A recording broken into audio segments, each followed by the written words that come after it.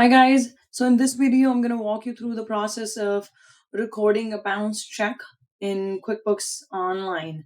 It could be a bounce check or an ACH payment, any kind of payment that bounced. Here we are talking about a payment that you were given from your customers, and the payment bounced because they did not have enough funds in their account or for whatever reason, but the payment bounced. And now you need to record that bounce payment in your QuickBooks. So let's go through that process.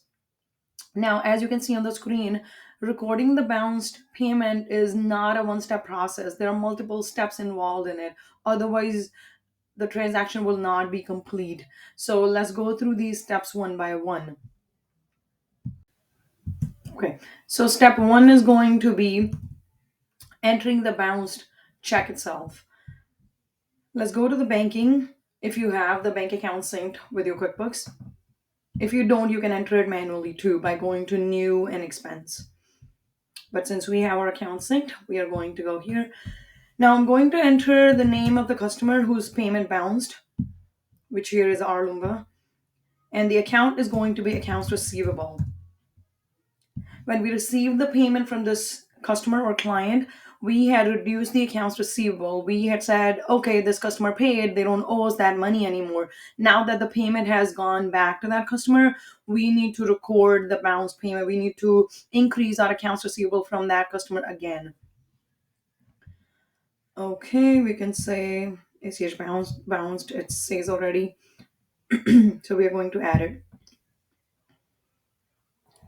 Now let's go through next step, which is unapplying the bounced check payment from the invoice. So we are going to our customer whose payment has bounced. Now this is the payment that bounced. I'm going to click on this, edit.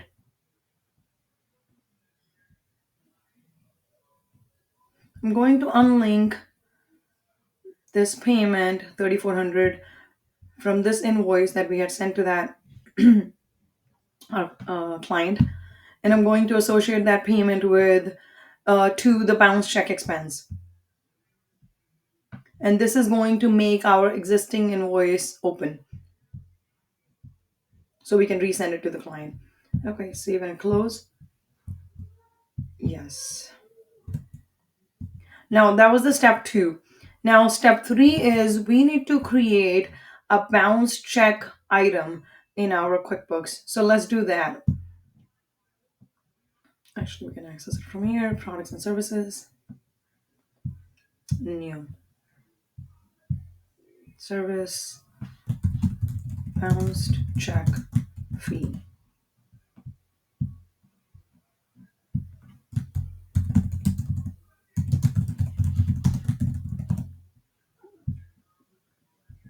Now, instead of associating this item with an income account, I am going to associate this with an expense account called bank charges or bank service charges, because whatever fee the bank is charging me, I'm going to bill that back to my clients. So if I'm paying bank, let's say $25, I am going to bill that to my customer as well. So if bank service charges were $25 in my P&L, now it's going to be zero because I'm getting it back from my client.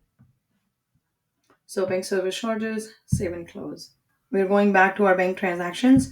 We need to record that fee, whatever the bank has charged us. So Chase Bank charged us bank service charges for $25. Add. Now, last step is going to be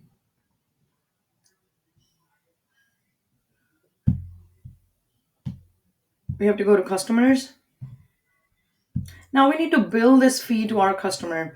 Now, two ways of doing it. One, we can simply go to the old invoice and add the fee there, but I would only do that when all this happens in one same month.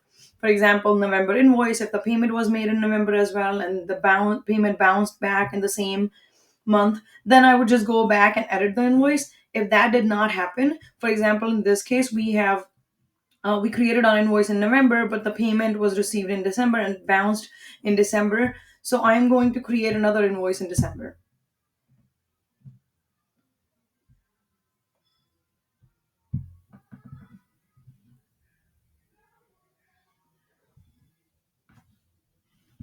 Okay, I'm going to create it as of, let's say, 12/8.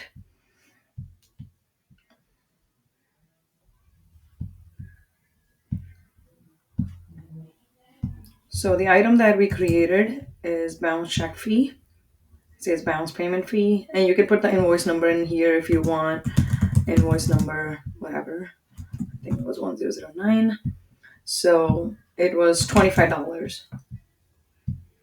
And now you can send it to your customer. I'm just going to save it. I'm not sending it right now, but you could.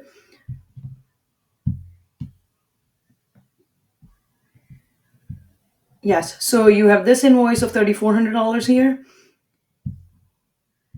this invoice of $25 here. If you want, you can click on batch actions and send it. So your client would receive two invoices, one for $3,400, one for $25. As an alternative, you can create a statement for this customer.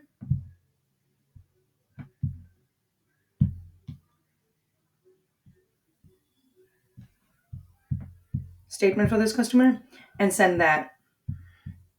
And we can preview the statement. Balance forward was 3,400, payment made, ACH bounced, and then we are charging a $25 bank fee. And that's it.